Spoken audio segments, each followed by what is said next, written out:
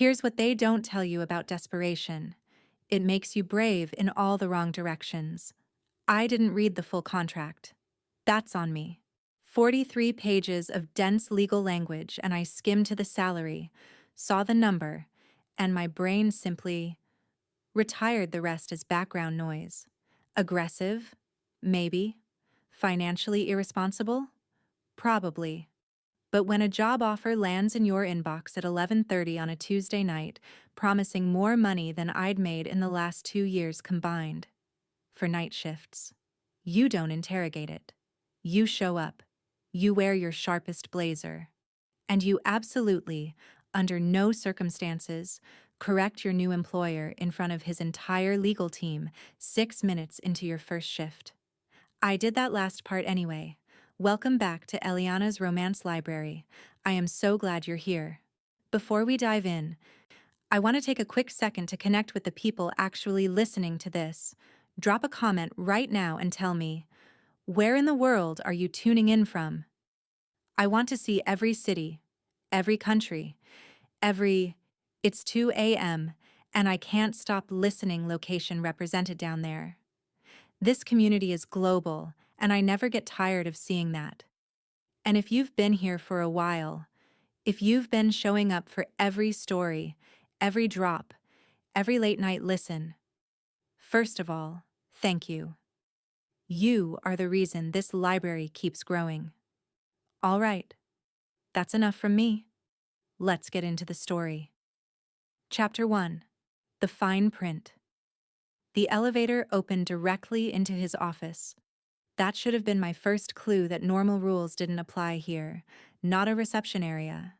Not a waiting room with sad corporate art, and a woman behind a desk who pretends she doesn't know your appointment is already running late. Just doors, and then him. Arthur Harrison, standing at the window with his back to me like a man who had never once in his life needed to check if a room was paying attention to him. It was. I was. Annoyingly. He was on a call. Speakerphone, 4 other voices filling the room with the particular brand of urgent corporate panic that only happens after midnight. I checked my watch. 11:58 p.m. I was 2 minutes early, which meant I was, professionally speaking, completely on time. I set my bag down quietly and opened my laptop. That's when I heard it. A number. Cited confidently, repeatedly, by a man on the call who clearly believed in it deeply. It was wrong. I know it was wrong because I'd spent the previous afternoon reviewing every Harrison Industries quarterly report going back 6 years as preparation for this job, because I prepare thoroughly for things, which is a personality trait that has never once made my life easier. I looked at Arthur Harrison's back. I looked at my screen. I did a very quick internal debate that lasted approximately 4 seconds. That projection is off, I said. The room stopped. All of it. The call, the ambient city noise outside the glass, possibly my own heartbeat. Arthur Harrison turned around for the first time. I had prepared for attractive. What I had not prepared for was that, the specific unnerving stillness of him, like something that had decided to look like a man and had done an excellent job but hadn't quite committed to the blinking. Dark eyes that didn't widen with surprise, didn't narrow with irritation, just settled on me, with the patience of something that had never once needed to rush. "You're the new assistant," he said. Not a question. "I'm the assistant who is telling you that the Q3 projection Marcus just cited factors in the Delray acquisition is closed," I said, because apparently I had selected "Commit to the Chaos" in my internal menu. It isn't. I checked the filing status this afternoon. You're looking at a 14-point variance that'll surface in 6 weeks and embarrass someone significantly. Silence. Then, from the speakerphone, a very small voice. "She's right." Arthur Harrison looked at me for a long moment. The particular quality of that look was impossible to categorize. It wasn't anger. It wasn't impressed. It was something more unsettling. the expression of a man recalibrating something privately, for reasons he had no intention of sharing. "Fix it," he said to the phone. "We'll reconvene." The call ended. We were alone. He hadn't looked away from me once. "You're 6 minutes into your first shift," he said. "Technically 4. I was early. And you've already corrected a senior partner in front of the legal team." The number was wrong. It was. So. I held his gaze, which took genuine effort in a way I would not be acknowledging out loud. "Are you going to fire me, or are we going to keep discussing the semantics of when I noticed?" The silence that followed was the longest of my professional life. "What's your name?" he said finally. "Sally Wilmer. It's in the contract." "I don't read contracts, Ms. Wilmer, though I have people for that." I blinked. "You don't... You're a CEO." "I'm aware. That's..." I stopped. Recalibrated. "That's a conversation for another time." Something moved at the very corner of his mouth, gone before I could confirm it. "Your desk," he said, turning back to the window, "is the one you already put your bag on. Tonight's work is in the red folder. I need it completed before 4 a.m. I looked at the desk, looked at the red folder, looked at the back of his head. "And if I finish before 4? I asked. "You won't." I opened the folder. 47 pages. Dense. Detailed. The kind of document designed to take 8 hours minimum by someone who didn't read fast and think faster. I looked up at him, still at the window, the city sprawling endlessly behind the glass. Something about the way he stood, the particular quality of the silence around him, too complete, too deliberate, snagged against the edge of my brain like a splinter. I pulled out my notebook, opened to a fresh page, and at the top, I wrote one single line. Things that don't add up. Number 1. Chapter 2. His hours. His rules. The red folder took me 2 hours and 43 minutes. I know because I checked the clock when I finished, mostly to confirm my own suspicion that I had, in fact, beaten his 4 a.m. deadline by a margin that bordered on impolite. I set the completed work on the edge of his desk. He'd moved at some point while I wasn't watching, which shouldn't have been possible given that I was sitting directly facing him, and waited.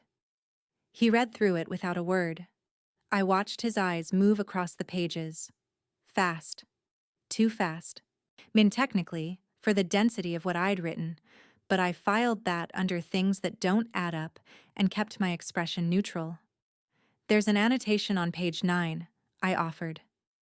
"I see it. It contradicts the original brief." "I know." "So the original brief was..." "A test," he said simply, still reading. "To see how you'd handle a document that couldn't be completed as instructed." I stared at him. "You gave me a trick assignment. I gave you a revealing assignment. There's a difference. And if I'd just completed it as written? Errors and all?" He looked up then. "You wouldn't have." The absolute certainty in that sentence did something irritating to my pulse that I chose to ignore entirely. "That's a lot of confidence for a man who met me 47 minutes ago," I said. 43 minutes ago, you corrected a senior partner on your first shift," he said. "The pattern was established early." He set the folder down and slid a second one across the desk toward me. Thicker than the first. Red again. Naturally. I picked it up. Opened it. Kept my face very still. "This is 3 separate contracts," I said. "Yes." "Cross-referenced with a regulatory filing from a jurisdiction I've never worked in." "I assumed you'd research it."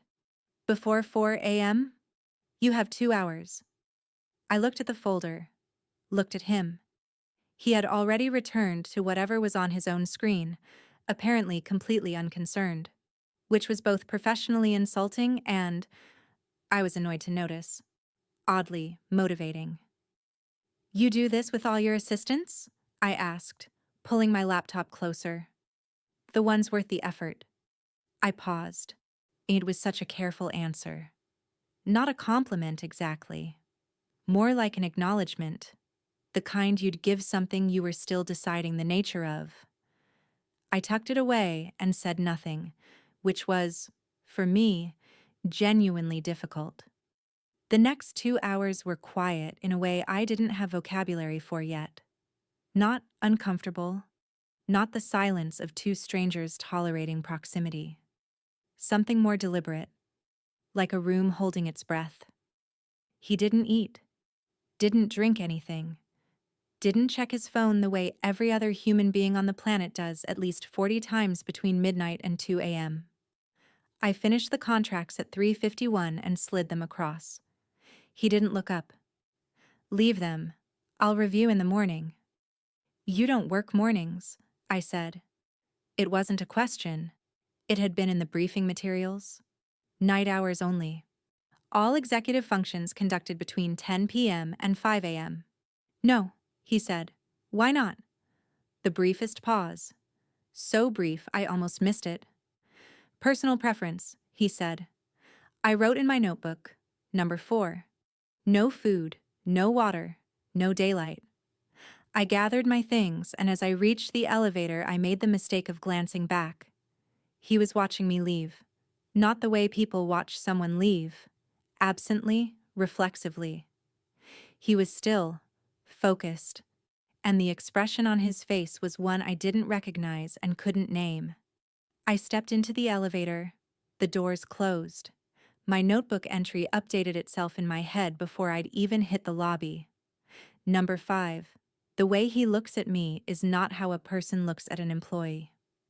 Chapter 3. What she notices.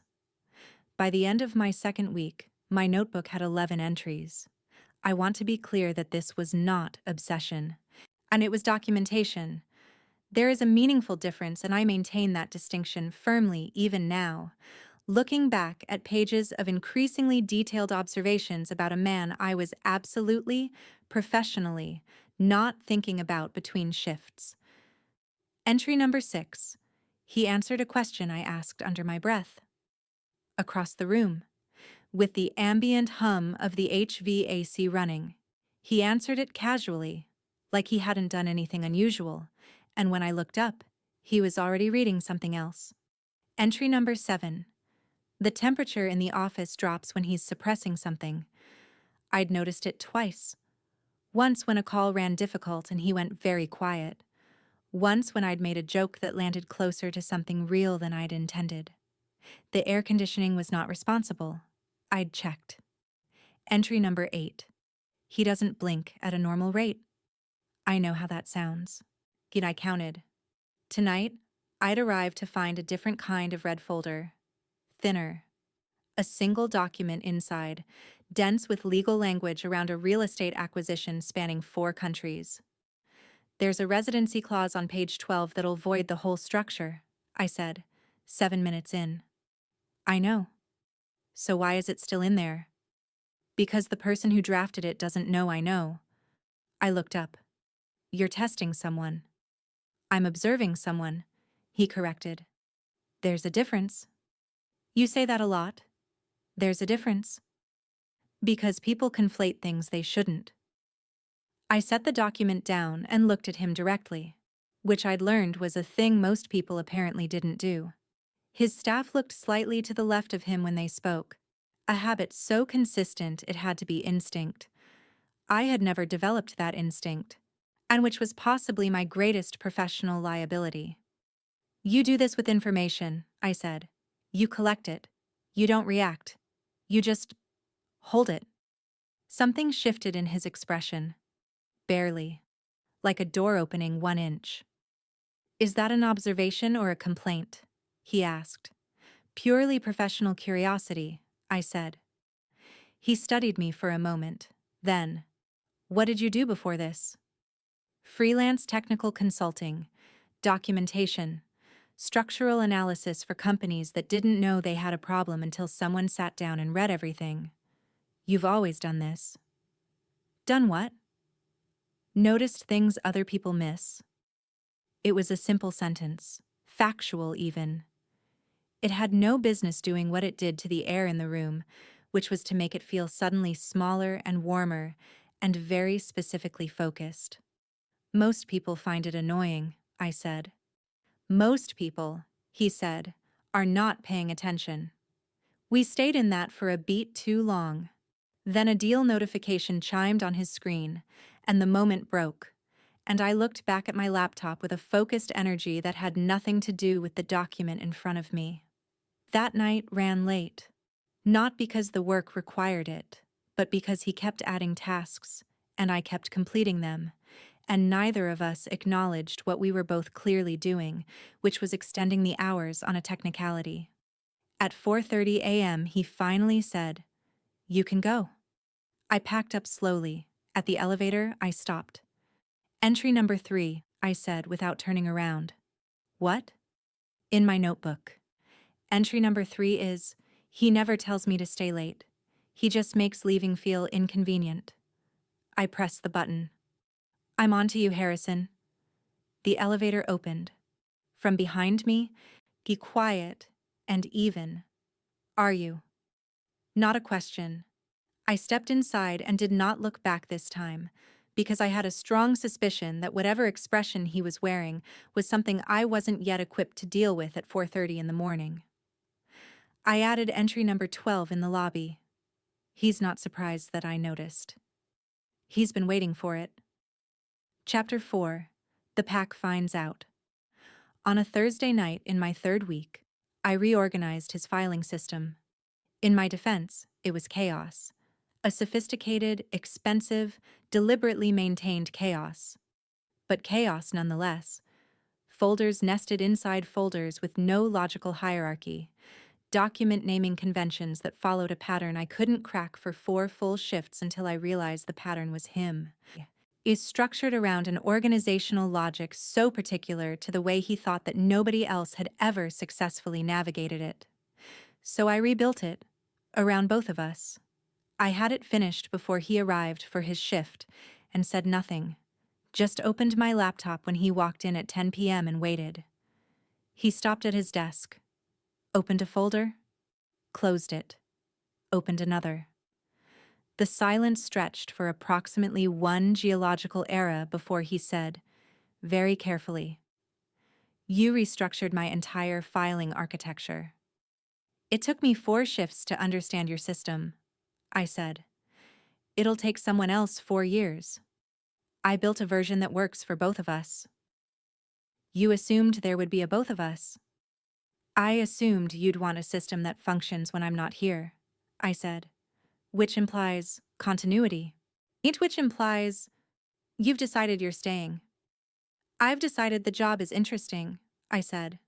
"Those aren't the same thing." He looked at me for a long, unreadable moment. Then he sat down and opened the first document in the new structure without another word. I took that as approval. What I didn't take, because I didn't know about it until much later, was the conversation happening simultaneously in the building's lower levels, where a man named Rook, Arthur's head of operations, was delivering a concise summary of my activities to a group of people I had never met, in language that didn't entirely map to normal corporate structure. Rook told me about it eventually. He said the elders had started asking questions in week 2. By week 3, they weren't asking anymore. They were watching. A human woman with full access to the king's private hours was, by their accounting, either a liability or a statement. Arthur made exactly 6 words of response when Rook brought it to him. "This conversation is finished. Good night, Rook." I didn't know any of this at the time.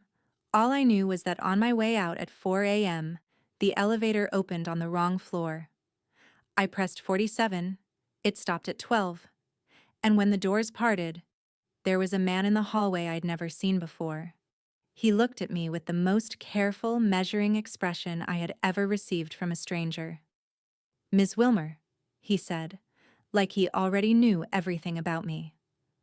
"Hi," I said, because apparently that was all I had. "You're doing very well," he said pleasantly, "for someone who doesn't know what she's walked into." The elevator doors closed between us before I could respond.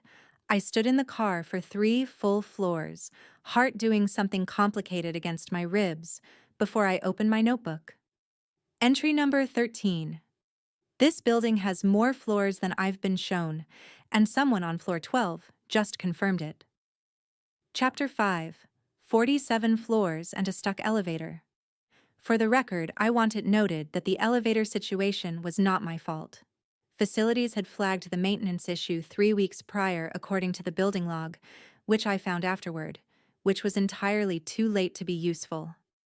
At the time, all I had was the sudden, lurching stop between floors 31 and 32, the overhead light dropping to emergency power, and the singular experience of being trapped in a metal box 47 floors above street level with Arthur Harrison at 11:45 p.m. on a Wednesday. He looked at the ceiling, then at the doors, then at me. "Don't," I said immediately. "I haven't said anything." "You were about to be calm in a way that would irritate me." "I am calm," he said. "That's what I mean." To his credit, he didn't point out that I was the one talking at volume about his calmness while he was simply standing there, which was either genuine restraint or the specific cruelty of a man who understood that saying nothing is sometimes the loudest possible response. I pressed the emergency button. It connected. I gave our floor, the car number, our situation. The voice on the other end said, 2 hours, maximum. I hung up. 2 hours, I said. "I heard," he said. "Right." I sat down on the floor because standing for 2 hours in heels was not something I was willing to perform. I deal with small spaces by talking. I'm flagging that now as a courtesy. "I see."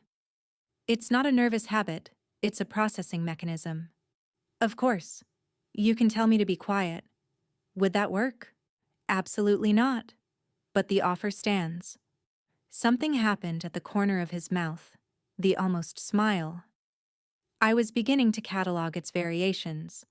This one was the reluctant version, the one that arrived when I'd said something he found funny, against what appeared to be his better judgment. What followed was the most honest 2 hours of my professional life, which I say, with the full acknowledgement that none of it was technically on the clock. I talked about the floor 12 man. He confirmed, without confirming, and that the building had stakeholders I hadn't been introduced to. I talked about my previous job, a restructuring contract that had taken 8 months and ended with the company's board thanking me, and then immediately hiring someone else for the permanent role because they found my directness challenging. He listened the way he did everything, completely, without interruption, processing at a speed I could feel. And then, somewhere around hour 1, something shifted. I asked him how long he'd been running the company. The pause before his answer was 1 beat too long. "Long enough," he said, "that I've stopped counting in the way people usually count." I looked at him. "That's a strange answer. It's an honest one. What does counting in the way people usually count mean?"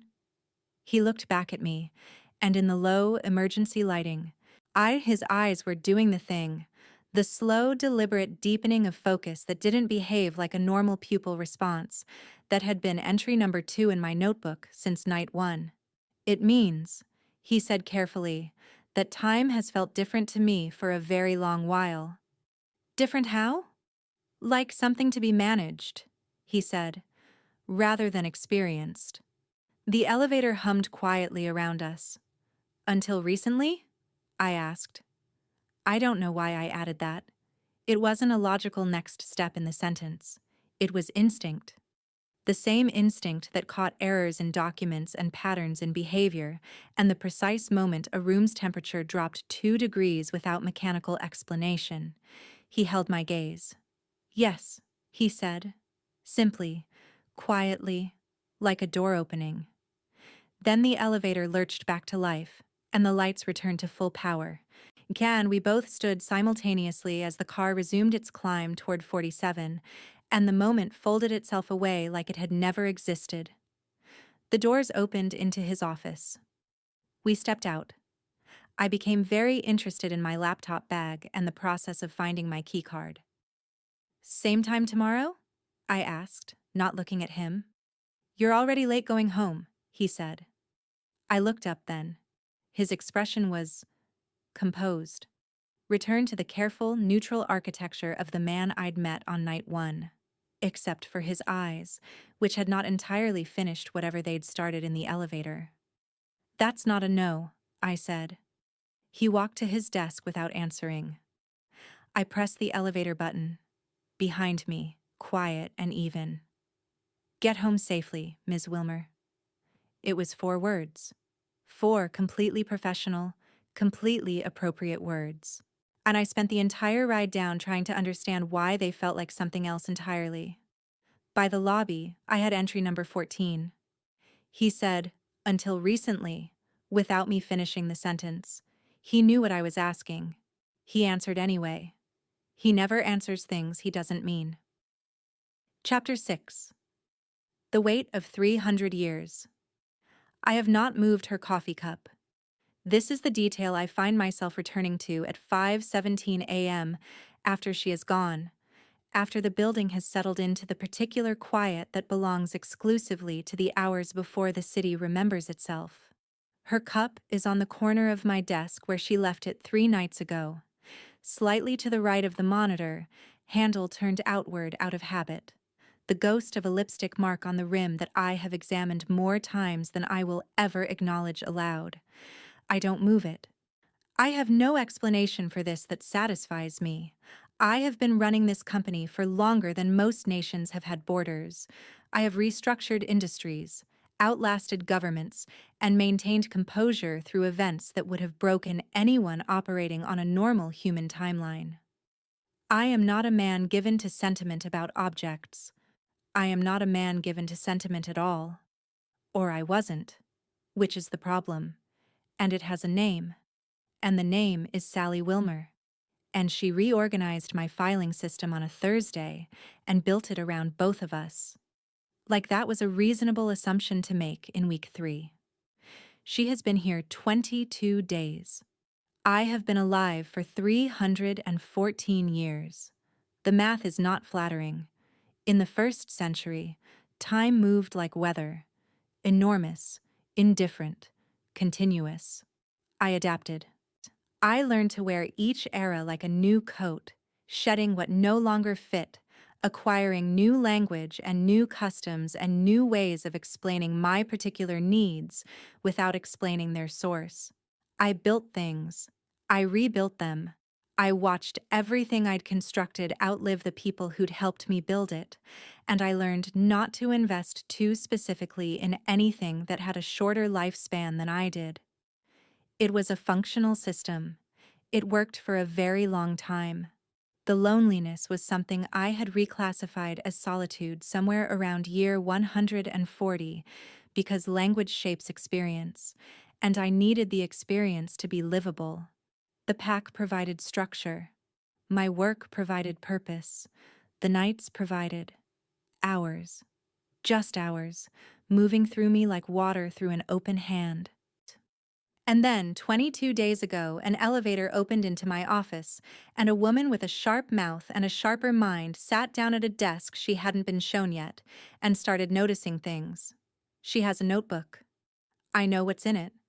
My hearing is precise enough to catch the scratch of her pen from across the room, and I have been listening with the focused attention of a man who is experiencing something he cannot categorize, and finds this profoundly destabilizing. The entries have been accurate, every single one. Entry number 5 in particular has not left me alone. The way he looks at me is not how a person looks at an employee. No, I thought when I heard her write it. It isn't. What I haven't decided is what to do with the fact that she wrote it down rather than running from it. That she filed it under things that don't add up and came back the next night anyway. That she sat on the floor of a stuck elevator and talked to me like I was a person she was genuinely curious about, and asked a half-finished question that I answered because she already knew what she was asking, and there seemed to be very little point in pretending otherwise. I know what she is to me. I have known since the first night, when she stepped out of that elevator and my entire nervous system simply stopped, recalibrated, oriented the way a compass orients, without asking permission. The word for it in my world is one I am not ready to say in her direction, because she doesn't have the context for it yet, and I will not let her choose something she doesn't fully understand. So I wait. I give her harder folders, and I extend the hours on technicalities. I do not move her coffee cup. And every night, she comes back. At 5:23 a.m., I finally pick up the cup to set it aside. Then I put it back exactly where it was. Entry number 15, I think, in her voice. He's been counting the days. Chapter 7. She asks a question he can't answer. The question arrived on a Tuesday, between the second and third document of the night, in the same conversational tone she used to tell me his Tokyo projections were miscategorized. Arthur. I looked up. She was reading, not looking at me, pen moving across her notepad in the unhurried way she took notes on things she'd already largely processed. What are you, actually? The room didn't change. The light didn't shift. She didn't look up from her page. But every specific, careful thing I had constructed around our working hours, every measured interaction, every controlled response, developed a hairline fracture that I felt the full length of. That's a long answer, I said. She looked up then. Her eyes, when she was being genuinely direct rather than professionally direct, were a specific shade of focus that I had cataloged in the same involuntary way she cataloged everything about me. Thoroughly, helplessly, against better judgment. I work nights, she said. I have time. Not tonight. Is that a deflection? It's a timeline. She set her pen down. This was her tell. She only put the pen down when she was about to say something she'd been composing for longer than the moment suggested. In 3 weeks, she said, I have watched you. Answer questions I asked below audible range. Maintain a body temperature that is not consistent with the building's climate control. Read a 400-page document in the time it takes me to get through 40. Not eat. Not sleep, as far as I can tell. And look at me like... She stopped, recalibrated with the precision of someone who had almost said something they weren't ready to say. You don't have to tell me everything, but don't tell me there's nothing to tell. The silence between us had a specific weight. I had rehearsed versions of this conversation in the abstract for 3 weeks. None of the versions had her sitting across from me at 1 a.m. looking completely unafraid, which was the part that dismantled all my prepared language, because every version had assumed I'd need to manage her fear. There wasn't any. There was just her, waiting, patient in the specific way of someone who had decided they were owed an answer and was willing to sit in discomfort until it arrived. You're not frightened, I said. Should I be? The honest answer was no. And she knew that, which was why she was still sitting there. What I am, I said carefully, requires context you don't have yet, and I won't give you half of it and let you fill in the rest incorrectly. So give me all of it. Not tonight. She studied me for a long moment. The specific quality of that look, measuring, not suspicious, settled somewhere in the region of my chest that had been developing inconvenient opinions since night 1. Soon, I said. I'll tell you soon. Something moved across her expression. Not disappointment exactly. More like recognition. Like I'd confirmed a shape she'd already been tracing in the dark. Okay, she said. She picked her pen back up and returned to her document with the composure of someone filing a response and moving on. For the record, I'm not asking because I'm afraid. I'm asking because you're the most interesting thing I've encountered in a very long time, and I prefer to understand things that interest me. She said it like a professional observation. It landed like something else entirely. I looked back at my screen. I know. I said quietly. The pen stopped moving. Neither of us acknowledged that I had, again, answered something she hadn't finished saying. By 3 a.m., she'd completed everything I'd assigned and was pulling on her coat when she paused at the elevator. Arthur. Yes? Entry number 16. She pressed the button. He said soon, like he meant it. He doesn't say things he doesn't mean. The doors opened. Don't make me wait too long. She stepped inside. The doors closed. I sat in a silence that was now, somehow, shaped entirely around her absence. Soon, I'd said. I needed to figure out exactly what that meant before she came back tomorrow night, already knowing I would tell her everything. Chapter 8. The night she almost left. The man from floor 12 was named Edmund. I found this out on a Wednesday when he was waiting in the lobby as I arrived for my shift, not in a threatening way, which was almost worse, because threatening I knew how to handle. He was pleasant, measured, the kind of pleasant that has been refined over a very long time until it no longer resembles its original material. He held the elevator for me. Ms. Wilmer, he said, stepping in. I've been hoping we'd have a moment. I have a shift starting in 4 minutes, I said. This won't take long. He talked for 2 floors. What he said was polite, organized, and completely clear beneath its politeness. I was operating in a structure I didn't have a map for. The people invested in that structure had opinions about my continued presence in it. He wasn't suggesting I leave. He was making sure I understood that the decision had a weight I might not have accounted for. He stepped out at 12. The doors closed. I rode the remaining 35 floors in complete silence. At my desk, I opened my laptop, closed it, and then sat for a long moment looking at the red folder I hadn't touched yet. I drafted a resignation letter at 1 a.m. Not dramatically. I'm not a dramatic person. Just clearly, professionally, in the plain language I used for everything. I appreciate the opportunity. Effective immediately. I wish the company well. I read it back 3 times. Then I opened my notebook. Entry number 1 through number 16 looked back at me. The man from floor 12 wanted me to feel like I was standing at the edge of something I hadn't chosen.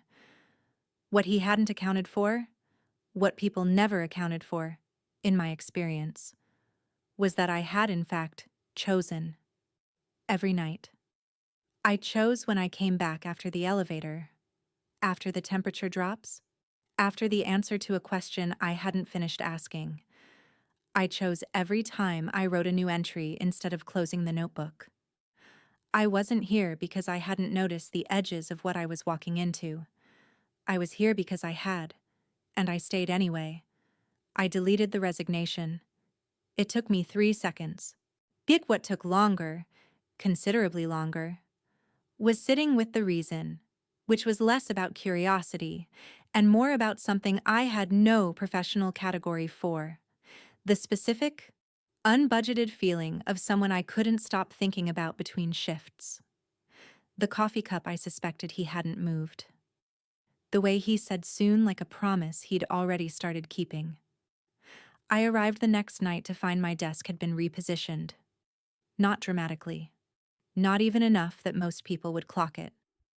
But I knew exactly where every object on that desk sat, and someone had moved everything approximately half an inch closer to his.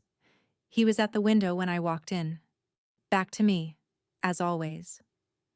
I set my bag down, sat, opened my laptop. Did not mention the desk. He did not mention the desk. There's a new folder, he said. I see it. It's not urgent. I paused. In 4 weeks, every folder had been urgent. It was the primary characteristic of the folders.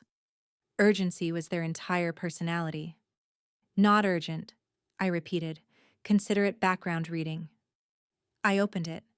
It was a history. Dense, detailed, layered across centuries. Of a private organization I had never heard of, structured like a corporation but organized like something older. I read the first page. then the second. By the third, something had shifted in my understanding of the room I'd been sitting in for 4 weeks, in a way that was large and quiet and irrevocable. I looked up. He had turned from the window and was watching me with an expression I had never seen on him before, not controlled, not measuring, something that looked, underneath everything, almost like hope. "Arthur," I said carefully. "Yes." "How soon is soon?" He held my gaze across the room.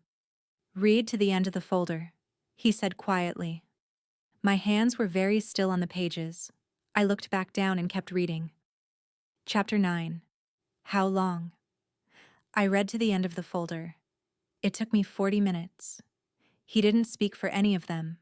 I was aware of him the entire time, the specific quality of his stillness, which I now understood differently than I had an hour ago, the way you understand a piece of music differently once you know what instrument is playing.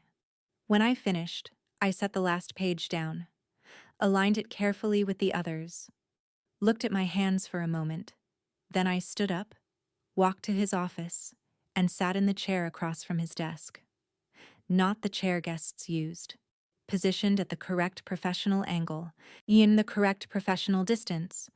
I pulled it around slightly so there was nothing between us. No desk corner, no careful geometry. He watched me do this without moving. "How long have you known?" I asked. No preamble, no buffer.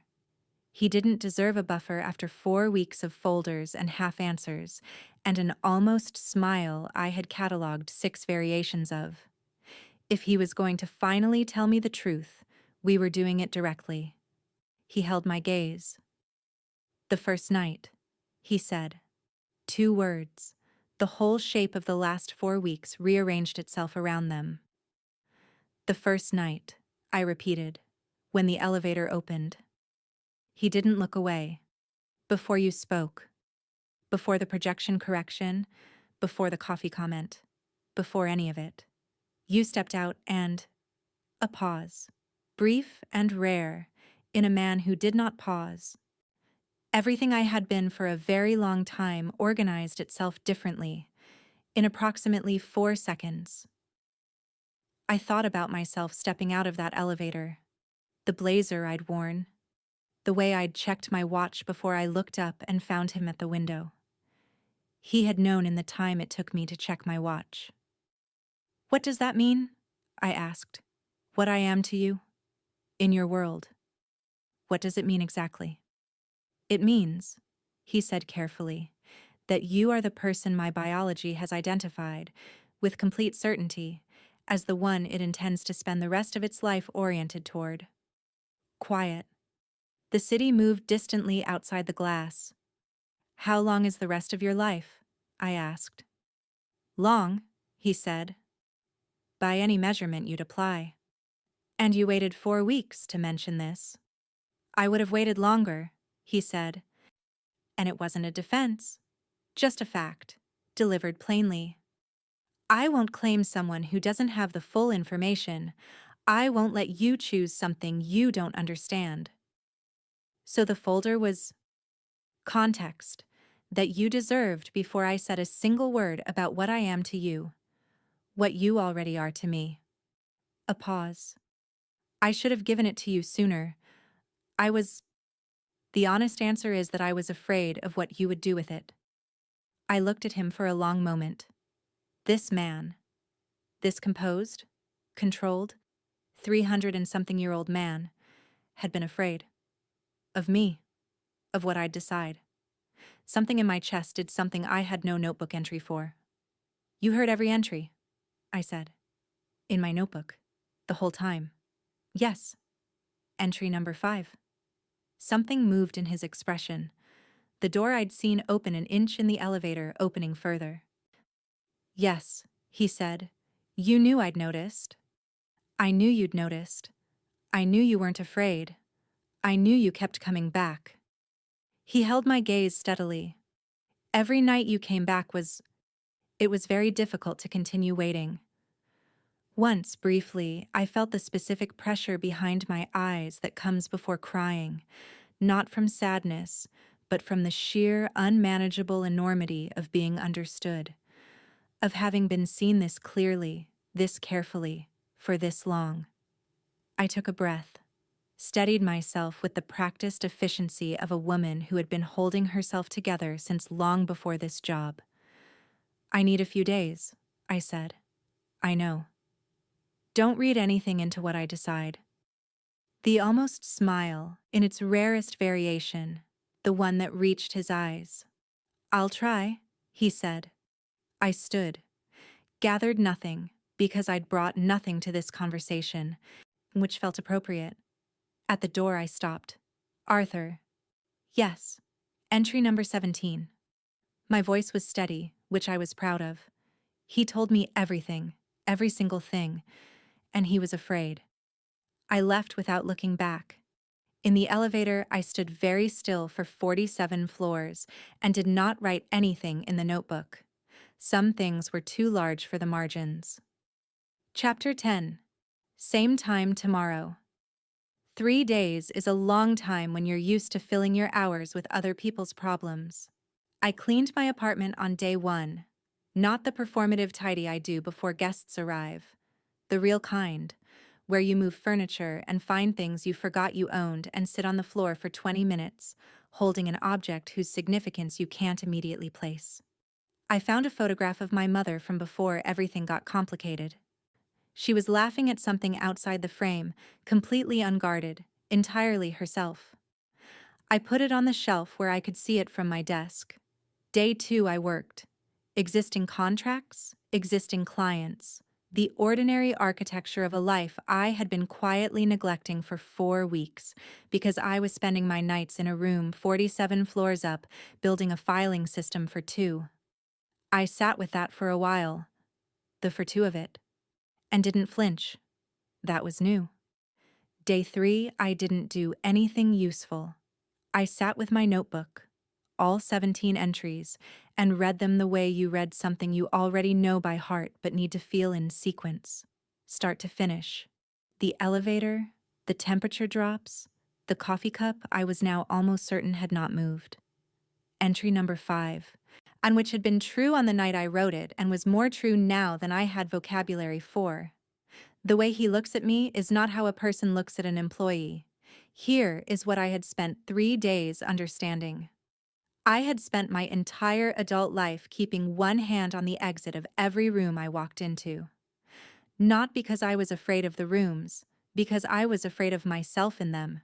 Afraid of what I became when I let something matter too much, when I let someone rearrange the furniture of my interior life without asking permission. Arthur Harrison had not rearranged anything without asking permission. He had waited. With the patience of 3 centuries and what I now understood was an enormous amount of personal restraint, he had given me folders and harder folders and an elevator conversation, and finally a document that handed me the full picture and said, "Now decide. No pressure applied. No advantage taken of the 4 weeks I'd already spent," before I had any of the information. Falling toward him in the specific helpless way of a woman who had met someone her nervous system recognized before her brain caught up. He'd been afraid of what I would do with the truth. He'd told me anyway. On the 4th night I got dressed, took the 40-minute commute I now did in my sleep, badged into the lobby and rode the elevator to 47. The doors opened into his office. He was at his desk. Not the window. His desk. Working, which meant he had heard the elevator on its way up and chosen to look occupied rather than caught waiting. This was, I decided, the most endearing thing I had ever witnessed, and I would be taking it to my grave. I walked to my desk, sat down, opened my laptop with the calm of a woman who had not spent 72 hours making one of the largest decisions of her life. "You have 17 unread urgent emails," I said without looking up. "And your 3 a.m. Tokyo call is in 40 minutes. Silence. Also, I scrolled through the inbox with professional focus. I looked it up. All of it. The terminology, The biology, the full implications. I paused. Mate is permanent. His voice, when it came, was very controlled. Very even. The specific quality of a man applying 3 centuries of composure to a moment that threatened to exceed it. Yes, he said. I looked up then. He was watching me with the expression I had no entry for. The one from the night he'd told me everything, the door past all the others, the one that didn't have a name in the catalog I'd been building since night 1. Open, careful, and underneath everything still. Quietly, honestly, afraid. Okay, I said. He waited. Don't make me regret it, I said. Something moved across his face, the almost smile in a variation I had never seen before. Not reluctant, not restrained, not the 1-inch opening. This one reached the full length of him, slow, rare, and so completely unguarded that I had to look back at my screen for a moment just to give us both somewhere to put it. I won't, he said. We worked until 3 a.m. in the particular silence that now had a different name than it had 4 weeks ago. Not 2 strangers tolerating proximity. Not a man managing his distance and a woman cataloging the reasons why. Just us. Which was a word I was trying on carefully. The way you try on something expensive in a good light. Turning slowly, deciding if you're the kind of person who gets to keep it. I thought I might be. His Tokyo call began at 3 exactly. He spoke in the clipped, authoritative cadence of a man who had been conducting international business since before the concept of international business existed, and I worked quietly across the room and did not leave when the call ended at 3:47, because I wasn't there because I was paid to be anymore. I was there because the room was different when I was in it. We both knew it now. At 4:30, while he was reviewing the last document of the night, I tore a page from my notebook. Not an entry page, and a fresh one, and walked it to his desk, set it on top of whatever he was reading, walked back. He looked down at it. In my handwriting, new rule. You tell me things, all of them, starting now. A long pause. Then the scratch of his pen. The page came back across the desk without him standing, sent with the precise, unhurried accuracy of a man with exceptional spatial awareness and no interest in pretending otherwise. I picked it up. Underneath my handwriting, in his, precise, clean, architectural, agreed. And below that, after a small space, like something added as an afterthought that was not an afterthought at all. You came back on the 4th night. I counted. I looked up. He was reading again, expression composed, giving me the privacy of his attention being elsewhere, which was, I had learned, one of his particular kindnesses. He always gave me somewhere to put the things that were too large for neutral expression. I looked back down at the page, reached for my pen, wrote beneath his words, very small, in the margin, entry number 18. I would have come back on the 1st night if I'd known sooner. Don't waste the next 300 years being afraid to tell me things. I folded it once, set it on the corner of his desk. Handle turned outward, right where the coffee cup had been. He didn't open it while I was there, but when I reached the elevator and pressed the button and the doors slid open, I heard, faintly, quietly, from across the room, the soft sound of paper unfolding. I stepped inside, smiled at the closed doors, went home for the first time in 4 weeks without opening my notebook. Some things didn't need an entry. Some things you just kept.